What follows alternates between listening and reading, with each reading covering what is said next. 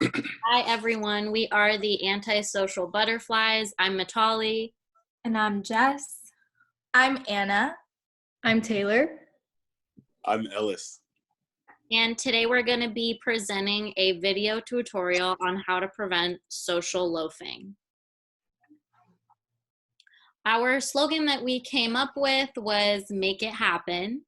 The topic that we're going to be addressing today, as we covered, was addressing a social loafer in a group.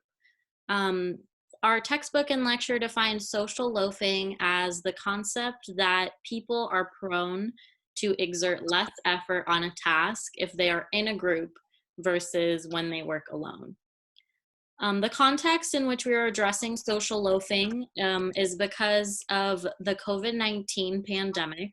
A group member has been slacking, and our goal as a group is to get them back on track. The importance of our topic is the equal distribution of tasks and the equal distribution of effort to create a product that all group members have equally contributed to. Next, we're going to have Jess talk about our point of view. So, as discussed earlier, due to the recent COVID-19 pandemic, a member of our group and identified as a social loafer. On the agreed upon completion date, he had made no contribution to our group project.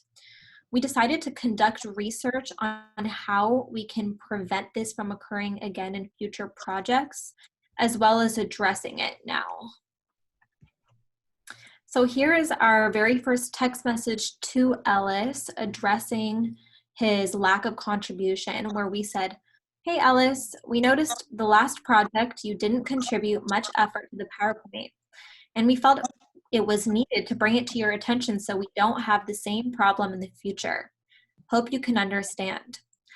Ellis responded with just K, which wasn't a very responsive way to combat the situation. So we did some research to find out how we can address this more formally. So we utilized the Leatherby online library to find some sources, some scholarly sources where we could figure out what the causes of social loafing are and how to prevent them.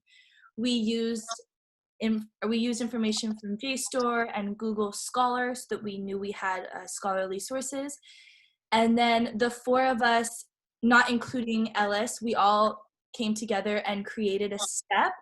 And then after talking about them, we put them in chronological order of how we wanted to address them to Ellis so that we could avoid the social loafing. The first step that we came up with in our plan of action was discussing the performance of individuals and comparing their individual achievement to track progress. Based on Lount Jr. and Wilkes study in 2014, they highlighted the importance of social comparison in reference to individual motivation in a group setting. They found that having one's performance publicly compared to others influences employees' performance. But when there are no comparisons, group work elicits social loafing. Consequently, the step that we are taking is that we plan to discuss each group member's progress since the previous meeting, as well as their progress on their individual tasks, each and every meeting. In the text messages here, we message Ellis, "Where are you now in terms of completing your part of the project?" He replied with, "I'm working on it. I'm trying to adjust with this whole COVID-19 thing." We replied saying we understand. We noticed when looking on the Google Drive, the rest of the group had finished everything by the due date, but Ellis's work was nowhere to be found. He replied and said that he thought that we had picked up the work that he had not completed. So step 2 in our plan of action is to enforce separation of duties. This is based on a study conducted by Mihalik and Kuhleberg in 2018. It was based on a study of lower level employees from electronics and machinery producing firms. And basically it stated that less task interdependence will prevent social loafing, because with this, each individual will be held accountable for his or her contribution to the project. And then if any component of the project isn't done, it will be easy to identify who the social loafer is, so then we can formally confront them about the topic. So here is where we had messaged Ellis and kind of addressed that he thought that we would be compensating for his slack. So we said, I didn't realize you thought we would be picking up the slack. From here on out, let's address specific tasks to each person. Sound good? And he said, yes, that sounds like a good plan. Now Taylor will discuss step 3. So for this step, we will allow the member who is social loafing to further explain why they feel unproductive and to see if there's a reason behind the lack of motivation. And then we would allow the other group members to discuss a solution. So Comer, in the study of 1984, found a link between the lack of influence and social loafing. And in this study, all subjects were predicted to performing as dyad, and group members would exert less effort because they would reason that their most diligent displays could not compensate for lazy partners. And in a small group like ours, each member's input makes a considerable impact on group performance, as it represents a significant portion of all the input made toward our task completion. And people often reduce their own contributions in groups because they wanted to avoid being taken advantage of by group members who loaf. And lastly, Anna's going to introduce the last step. Oh, conversation.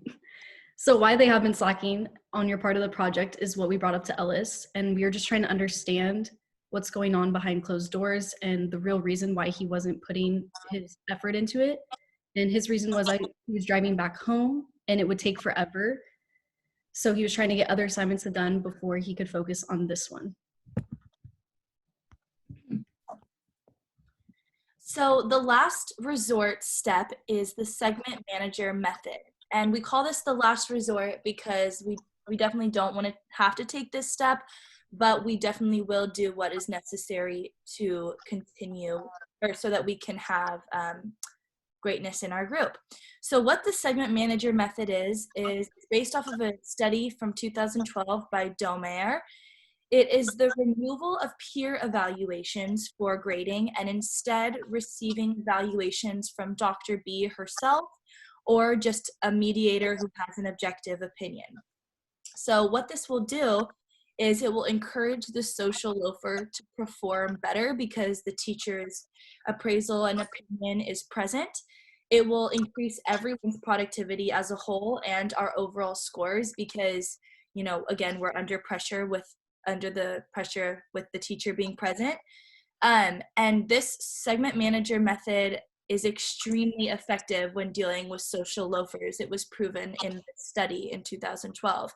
And it allows for proper reflection of how each member is doing.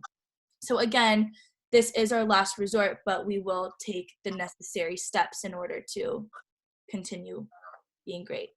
So we texted Ellis saying, the last resort is us bringing it up to Dr. B, and we really don't want to do that. So we hope you can complete the task at hand so we don't have this issue again. So next, Ellis is going to tell you how he responded in our conclusion. All right, so the steps my group took really helped me get back on track with my responsibilities for the project. The individual tasks were great for allowing me to focus on what I myself am responsible for within the project. And I would say that they definitely made them more manageable as well for me, since each task was specific instead of vague like it would have been under a collective effort. And then updating each other within our group in regards to our own tasks also worked well, as my group members and I were able to keep track of the progress we were making, and the communication helped us in figuring out if any changes needed to be made.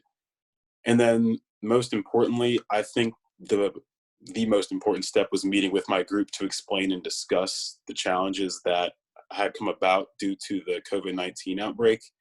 And being able to collectively create new guidelines to remain on track was really important. because we have to stay adaptable, and doing so helped me get back on track and stop being the social loafer in our group.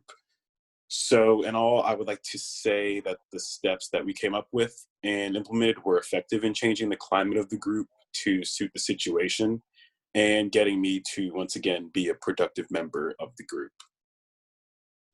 That's the end of our presentation. Goodbye. Thank you very much. References.